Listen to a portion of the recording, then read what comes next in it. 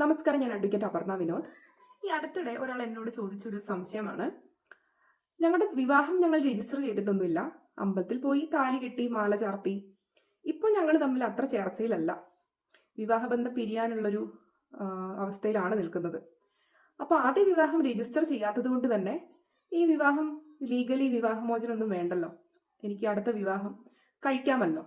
ഇങ്ങനെയായിരുന്നു അവരുടെ ഒരു ധാരണ. എന്നാൽ നിയമം പറയുന്നത് അങ്ങനെയല്ല. നിങ്ങൾ ഏത് മതവിഭാഗത്തിൽപ്പെട്ട ആളുകളാണെന്നുണ്ടെങ്കിലും ആ ആചാരപ്രകാരം നിങ്ങൾ കഴിക്കുന്ന വിവാഹം അതൊരു നിയമപരമായിട്ടുള്ള വിവാഹം തന്നെയായിട്ടാണ് നിലനിൽക്കുന്നത്. അപ്പൊ രജിസ്റ്റർ ചെയ്തിട്ടില്ല എന്നുള്ളത് ഒരിക്കലും വിവാഹത്തെ ഇല്ലാതാക്കുന്നില്ല. നിങ്ങളുടെ വിവാഹത്തിന്റെ ഫോട്ടോകൾ, വീഡിയോകൾ, ഇനി നിങ്ങൾക്ക് കുട്ടികൾ ഉണ്ടെന്നുണ്ടെങ്കിൽ അവരുടെ സ്കൂൾ സർട്ടിഫിക്കറ്റിലെ കോളത്തിൽ അച്ഛൻ, അമ്മ എന്ന കോളത്തിൽ നിങ്ങളുടെ പേരുണ്ടെങ്കിൽ ഇതെല്ലാം നിങ്ങളുടെ വിവാഹത്തെ നിയമപരമാക്കുന്നതിന്റെ ശക്തമായ തെളിവുകളാണ്. അപ്പോൾ കോടതി വഴി നിങ്ങൾക്ക് വിവാഹമോചനം ലഭിക്കാതെ നിങ്ങൾ മറ്റൊരു വിവാഹം ചെയ്തു കഴിഞ്ഞാൽ അത് ബൈഗമിയാണ്.